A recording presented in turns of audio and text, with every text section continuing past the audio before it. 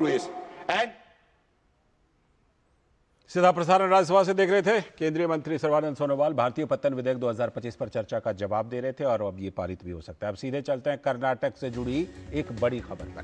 कर्नाटक सरकार के निशाने पर एक और मंदिर आ गया है। दरअसल कर्नाटक की सिद्धारमैया सरकार पर धर्मस्थल मंदिर को बदनाम करने का गंभीर आरोप लगा है।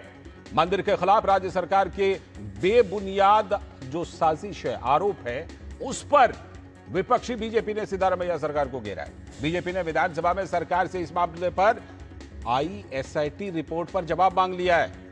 कर्नाटक बीजेपी के अध्यक्ष बीवाई विजयेंद्र ने मुख्यमंत्री सिद्धारमैया से माफी मांगने की मांग की है। दरअसल धर्मस्थल मंजुनाथ मंदिर के खिलाफ बदनामी अभियान की अनुमति देने के लिए उन्होंने कहा कि मुख्यमंत्री को माफी मांगनी चाहिए। धर्मस्थल मंदिर और उसके प्रशासकों की प्रतिष्ठा को धूमिल करने की यह साजिश जो है उसको उजागर किया जाए, विजयेंद्र ने मांग की। और सरकार को उन लोगों के खिलाफ जांच करनी चाहिए जो श्री क्षेत्र धर्मस्थल को बदनाम कर रहे थे, ये बीजेपी नेता सीटी रवि ने कहा है। और इतना ही नहीं, देखिए उप मुख्यमंत्री जो सिद्धारमैया सरकार में है, डीके शिव कुमार ने भी कहा कि इतने प्रतिष्ठित मंदिर के खिलाफ इस तरह का अफवाह नहीं फैलाया जाना चाहिए था। तो यह सवाल उठ रहा है कि क्या कर्नाटक की राज्य सरकार ने सनातन की एक शानदार परंपरा को चोट पहुंचाने की साजिश की?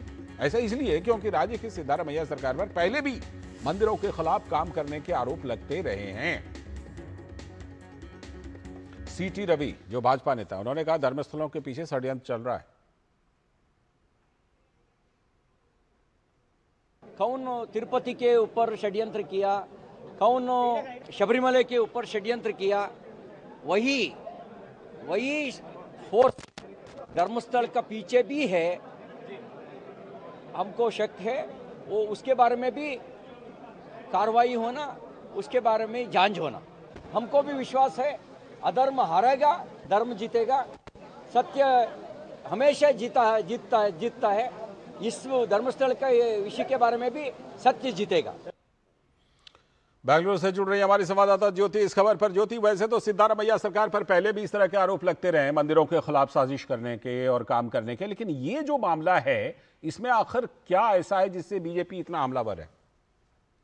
लालचंद धर्मस्थल एक ऐसा क्षेत्र है कि यहाँ पे रोज लाखों या करोड़ों भक्त वहां पे आते हैं, श्रद्धा के केंद्र है। लेकिन आजकल धर्मस्थल सुर्खियों में बना है, यहाँ पे लाशें मिल रही है, सीरीज ऑफ मर्डर हो चुका है। ये सब एक वहां पे जो पूर्व कर्मचारी था वो वहां पे आकर आरोप लगाया है कि मेरे मजबूरी में आकर यहाँ पे मैंने लाशों को दफनाया है, ये एक तरफ। लेकिन यहाँ पे दूसरे एंगल पे अगर हम देखें तो श्रद्धालुओं की नजर में देखें तो धर्मस्थल क्षेत्र को एक पवित्र क्षेत्र माना जाता है। और बीजेपी भी इसी मामले को लेकर सरकार के ऊपर एलिगेशन भी किए हैं। विरोध पक्ष नायक आर अशोक, बीवाई विजयेंद्र, सीटी रवि, सब ये लोगों ने सरकार पर आरोप लगाए हैं कि एक धर्मस्थल क्षेत्र है, धर्म क्षेत्र है, इसे बदनाम करने की एक षड्यंत्र साजिश रचाया हुआ है। आर अशोक जी ने यह भी कहा है कि तो खुद सिद्धारमैया जी ये सब कर रहे हैं। सिद्धारमैया जी की जो आसपास जो है वो सब एक सिटी नक्सल्स है, अर्बन नक्सल्स है, उन्होंने और लेफ्टिस्ट है, कम्युनिस्ट है, ये सब लोग मिलकर धर्मस्थल क्षेत्र को बदनाम करने की कोशिश कर रहा है। तो बीजेपी का एक आग्रह ये है भी कि जो वहां के वो अनामिक आया है, जो मास्क मैन कहते हैं, उसका भी जांच करनी चाहिए। एक बार उसने आया ज्योति, इस मामले में जो deputy CM DK Shivakumar का भी बयान बड़ा इंटरेस्टिंग है। उन्होंने भी कहा कि ये नहीं होना चाहिए। यस, उन्होंने भी ऐसा ही कहा है कि षड्यंत्र रचा हुआ है। ये आप षड्यंत्र, कॉन्स्पिरेसी कुछ तो होगा इसमें। शायद पहले सरकार कह रहा था कि हम एसआईटी जांच के लिए कुछ भी ऑर्डर नहीं करेंगे, आदेश नहीं देंगे। जब जो मास्क मैन आया, मैं वहां पे काम करता था, मैं कर्मचारी था, अगले ही दिन सरकार उतना उतावलेपन से एसआईटी को वहां पे फॉर्म किया। इसमें भी बहुत क्वेश्चन अराइज होता है।